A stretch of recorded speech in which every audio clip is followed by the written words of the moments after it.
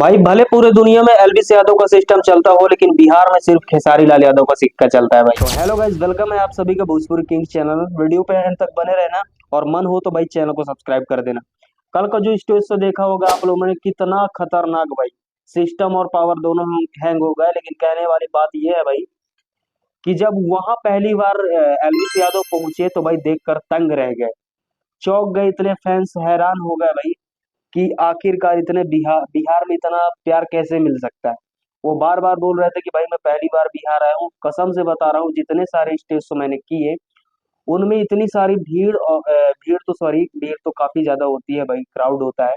और इतना मतलब कि हंगामा शोर, मतलब जो खुशी थी पटना की धरती पर, लोग पटना के लोगों पर जो सम्मान दिया, दिल गदगद हो गया भाई। खेसारी लाल यादव भी पहले बोल दिए थे कि एलवीस यादव पहली बार पटना आ रहे हैं बिहार, तो आप लोग ऐसा सम्मान देना कि भाई याद रखे कि हम खेसारी बे के घर गए तो बहुत सम्मान मिला। तो भाई ये थी इन्फॉर्मेशनल। भाई कैसी लगी वीडियो कमेंट में बताना, और आप लोग किसके फैन हैं ये भी कमेंट में बताना। बाकी पावर की बात करें तो आप ही लोग बता देना भाई कि किसकी पावर है कमेंट में।